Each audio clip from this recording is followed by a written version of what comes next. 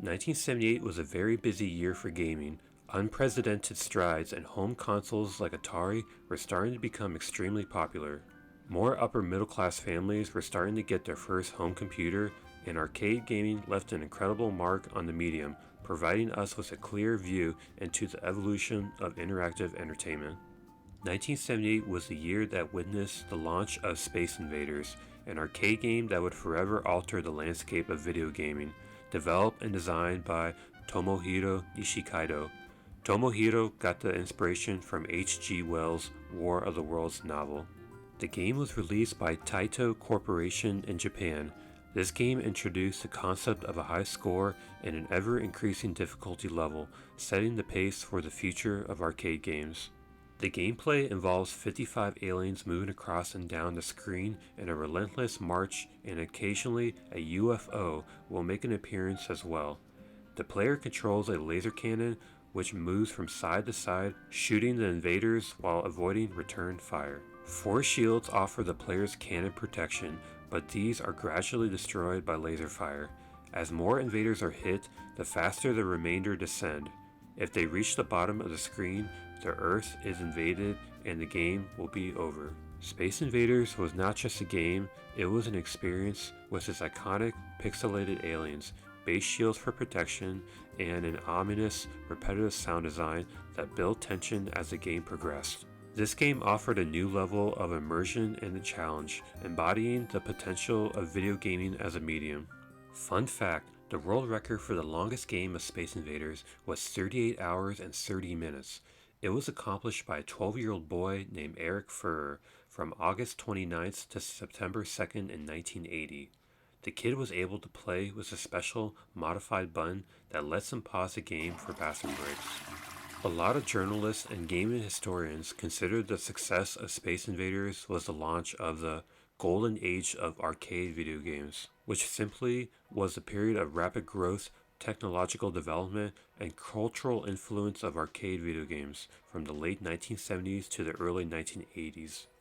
This iconic game essentially paved the way for shoot-'em-up space genre, inspiring titles like Galaga and R-Type. Today, if you go into a modern-looking arcade facility, you can probably find a new Space Invaders version that you could play.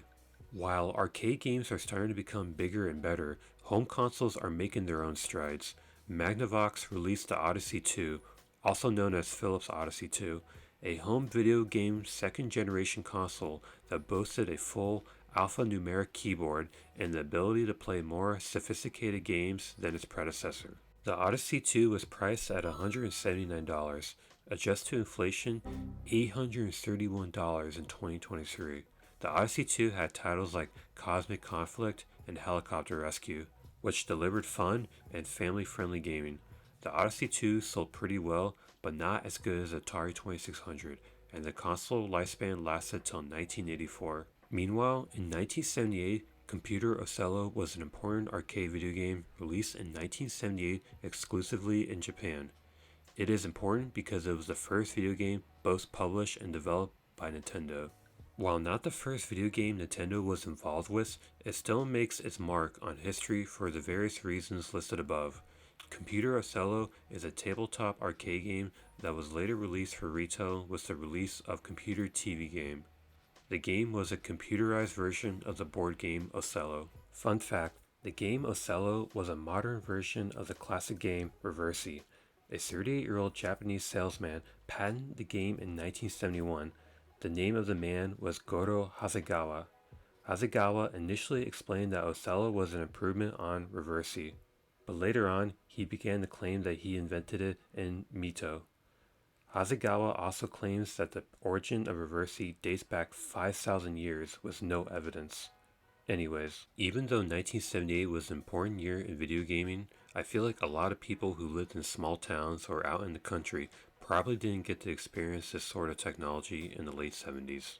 Even with the new game systems being released, you probably have to be from a middle or upper middle class family to have one of these new consoles. But as we slowly finish up the 70s and gradually move our way to the 80s, console gaming and computers will start to become cheaper and more available to the average family. In the end, 1978 was a defining year in video gaming.